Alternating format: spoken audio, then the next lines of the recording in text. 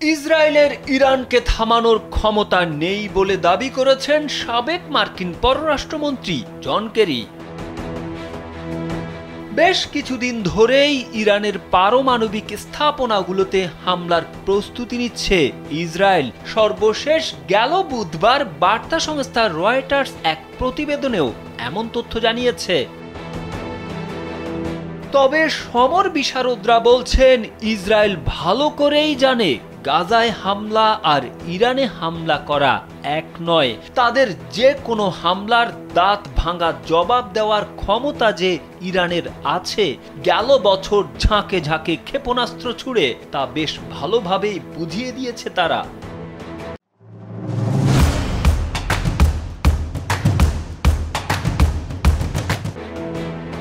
2308 kilometre দূর থেকে ইসরায়েলে ইরানের ক্ষেপণাস্ত্র হামলা শুধু যে দখলদারদের কাঁপিয়ে দিয়েছে তা নয়, তাদের দোসর যুক্তরাষ্ট্রের কপালেও চিন্তার ভাঁজ ফেলে দেয়।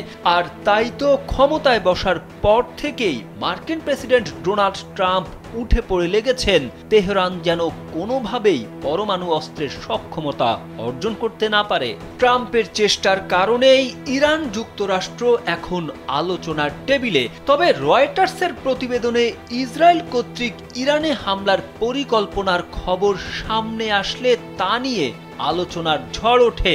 সমালোচনা শুরু হয় ট্রাম্প কি একদিকে ইরানকে আলোচনার টেবিলে বসিয়ে অন্যদিকে ইসরায়েলকে হামলার সবুজ সংকেত দিচ্ছে। তবে যুক্তরাষ্ট্রের সাবেক পররাষ্ট্রমন্ত্রী জন কেরি ইসরায়েলকে সতর্ক করে দিয়েছেন। তিনি বলেছেন তারা হয়তো ইরানের পরমাণু স্থাপনাগুলোতে আঘাত হানতে পারবে, কিছু ক্ষতিও করতে সক্ষম হবে, কিন্তু এর ফলে গোটা অঞ্চলে একটা বিপজ্জনক সংকটের সূচনা হবে যার ফলাফল হবে ভয়াবহ। ইসরায়েলের একক হুমকি বা পদক্ষেপ যে তেহরানকে দমাতে পারবে না, জন কেরির বক্তব্যে সে বার্তাই উঠে এসেছে। মধ্যপ্রাচ্যের উত্তপ্ত পরিস্থিতিতে এই বার্তা নতুন করে আলোচনার জন্ম দিয়েছে। ইরানের পারমাণবিক কর্মসূচি বন্ধ করতে ইসরায়েলের একক সামরিক পদক্ষেপ যথেষ্ট নয় বলে মন্তব্য করেছেন যুক্তরাষ্ট্রের সাবেক পররাষ্ট্রমন্ত্রী জন কেরি।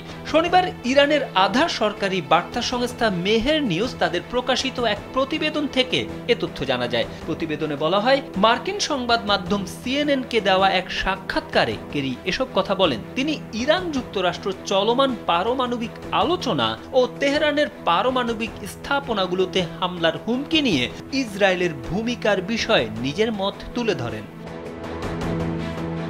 সাক্ষাৎকারে জন কেরি বলেন, ট্রাম্প সম্ভাব্য সর্বোত্তম চুক্তি করতে পারবেন। আমি বিশ্বাস করি প্রেসিডেন্ট ট্রাম্প একটা সমাধান অবশ্যই বের করবেন।